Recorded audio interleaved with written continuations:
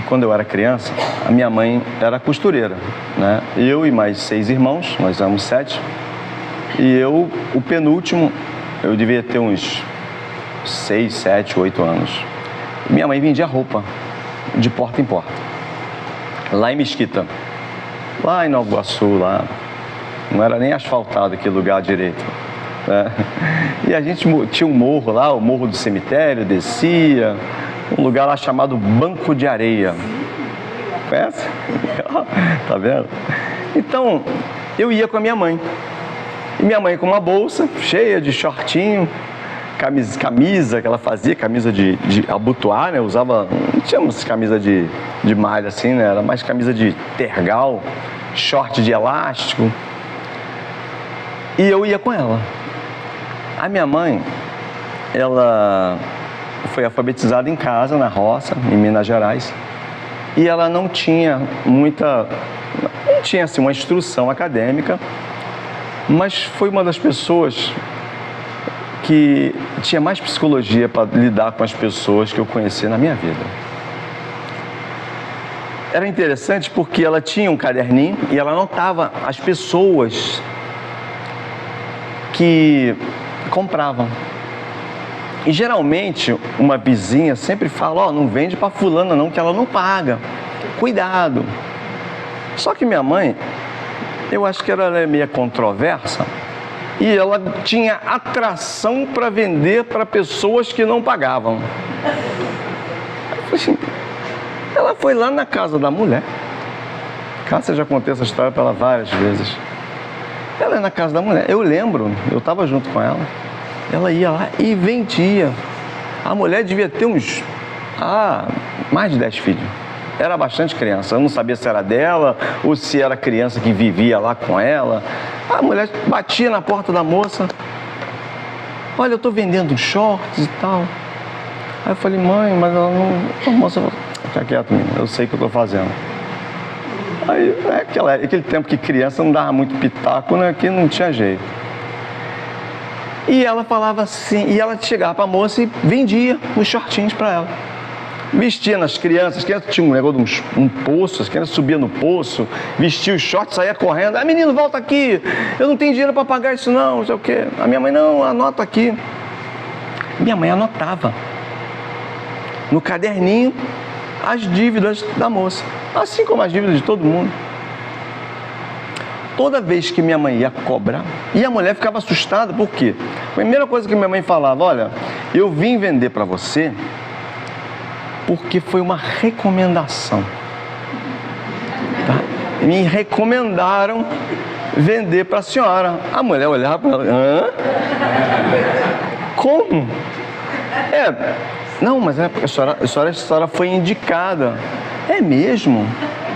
Agora olha como é que a nossa mente funciona, tá? Por mais que a gente não tenha uma boa índole, tá? Nós sempre seremos ótimos advogados de nós mesmos. Ela ficava assustada pelo que os outros falavam dela, mas ela, dentro de si, ela carregava a sua honradez.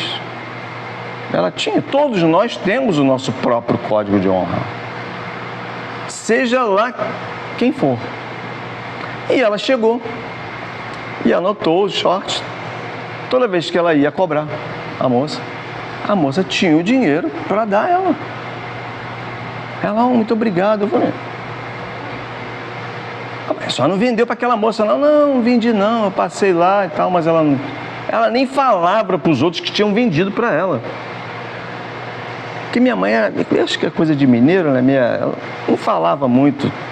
Ela não dava notícia de um para o outro. Muito interessante, né? E ela tinha essa perspicácia para lidar com as pessoas. E eu aprendi isso com ela. Eu falei: meu Deus, ela era especialista em vender para quem não pagava. Mas ela recebia. Eu nunca vi minha mãe ficar de mão abanando. E nem com essa moça. Chegou uma vez que a gente estava passando e veio tinha um cara saindo, o cara saiu com raiva. Aí ela fez assim para minha mãe de longe. Minha mãe chegou lá, ela foi lá, pegou o dinheiro. Aqui, ó, o seu está separado. Qual é a lição que nós temos com isso? Eu carreguei essa lição para mim. Todos nós temos crédito. As Casas Bahia, na década de 90, ela teve um levante muito grande, ela era muito pouco conhecida, era mais conhecida, né, em um local que ela foi fundada, mas ela passou a ser conhecida no dia que ela colocou R$300 de crédito em cada CPF. Cada CPF que chegava nas lojas das Casas Bahia, o pessoal que deve lembrar disso, eu lembro, que cada CPF tinha R$300 em compras. Foi assim que a Casa Bahia cresceu. Ou seja, todos nós temos crédito. Então, quando a gente fala em cuidar de nós, e isso se torna controverso, essa situação de cuidar de mim, cuidar dos outros, primeiro nós temos que olhar para o mundo e para as pessoas com bons olhos. Todos nós, todos aqueles que andam perto de nós, todos aqueles que passam desconhecidos perto de nós, carregam a sua honra. Todos precisam ser bem vistos.